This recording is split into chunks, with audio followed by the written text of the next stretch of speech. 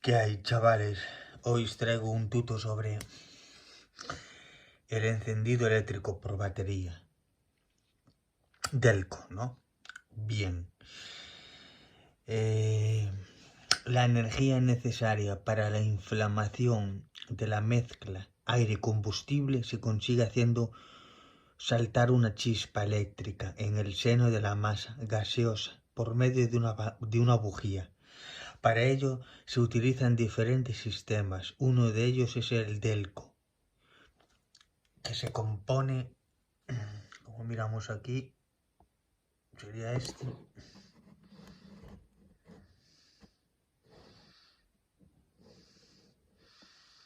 Bien.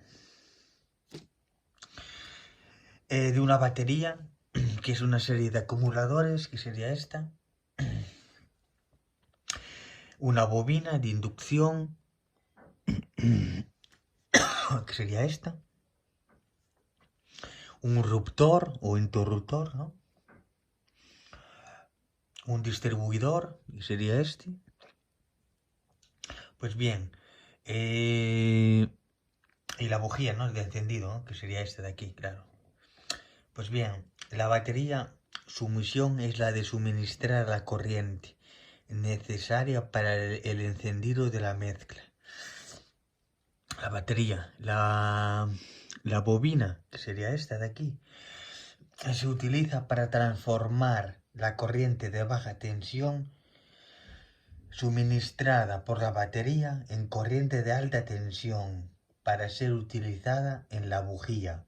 Se compone de dos bobinados, uno que constituye el circuito primario de hilo grueso y pocas vueltas, y otro denominado circuito secundario de hilo fino y muchas vueltas. Después vendría el interruptor o ruptor, en este caso, ¿no? Que es el dispositivo que colocado en serie con el circuito primario de la bobina consigue por medio de sucesivos contactos interruptores de sus extremos accionados por un mecanismo adecuado la creación y desaparición o no de una corriente inducida de alta tensión en el secundario de la bobina en paralelo con los extremos del ruptor. Se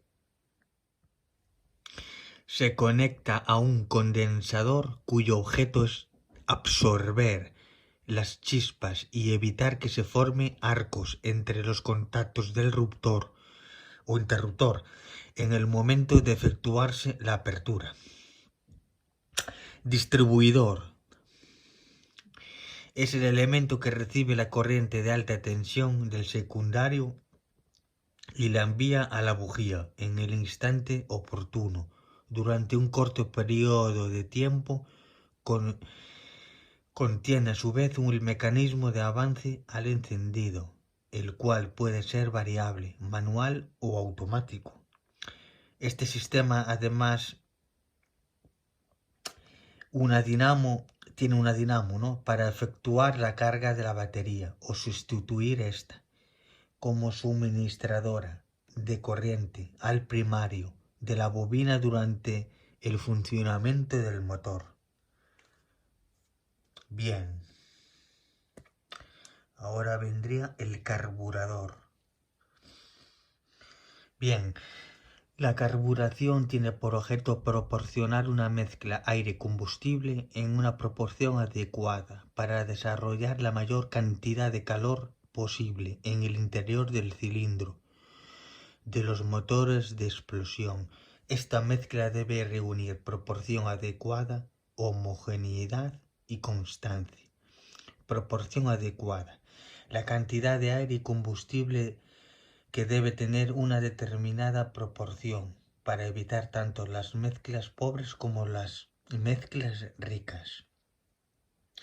La mezcla pobre son 28 gramos de aire por cada gramo de combustible.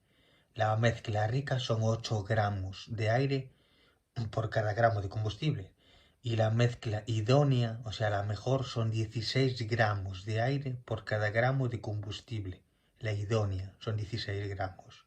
Homogeneidad, ¿no? El combustible debe estar íntimamente mezclado con el aire y la mezcla debe presentar en toda la misma uniformidad. Para ello es necesario fraccionar el combustible lo máximo posible. Constancia. La mezcla debe ser homogénea y tener la proporción adecuada en cualquier régimen de funcionamiento del motor. Estas condiciones de la mezcla aire-combustible se obtienen mediante aparatos llamados carburadores. Bien, el carburador es el aparato encargado de introducir la mezcla aire-combustible en el interior del cilindro motor. En la calidad y proporción adecuada. Consta de los siguientes elementos. ¿Qué sería este? ¿No? Palancas, válvula de aguja, las esferas, los flotadores y la cuba, ¿no? Eso es la cuba. El cuerpo de carburación es el difusor y la válvula de mariposa, que es el difusor es para que entre menos combustible, ¿no? Y la válvula de mariposa es para que entre más o menos aire. Y el surtidor. Bien, hablaremos de la cuba. El nivel de combustible en la misma es siempre constante y está milímetros por debajo de la boca del surtidor, que esta se consigue de la siguiente manera. Cuando baja el nivel de combustible, en la cuba también baja el flotador y las esferas. Esto ocasiona elevadamente los extremos de las palancas que están en contacto con las válvulas de aguja. Consecuentemente se eleva la válvula y el combustible entra en la cuba. Al aumentar el nivel de combustible, el flotador sube junto con las esferas. Los extremos de las palancas actúan sobre la válvula y ésta cierra la entrada de combustible. Este movimiento de la válvula de aguja se verifica por grados insensibles, de modo que el interior de la cuba se obtiene un nivel constante. Cuerpos de carburación.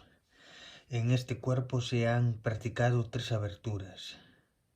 1 para el surtidor, 2 para la entrada de aire de la atmósfera y 3 para la salida de la mezcla a los cilindros. Bien.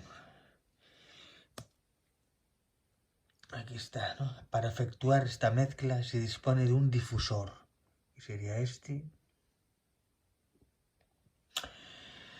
Por donde pasa aire y gran velocidad, produciendo una depresión que hace que el combustible salga por la boquilla del surtidor mezclándose con la corriente de aire.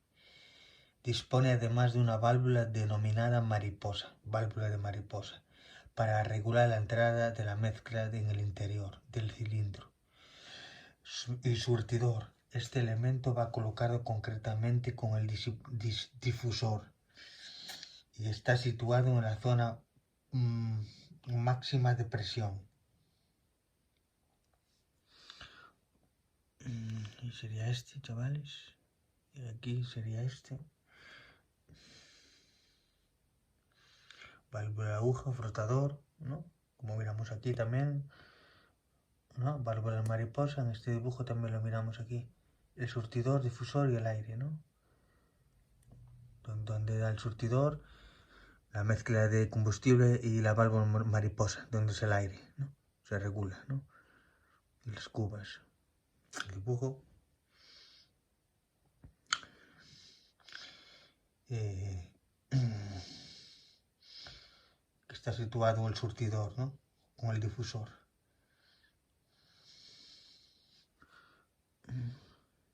Exactamente aquí, más o menos, los dos. Y nada, chavales. Sería todo.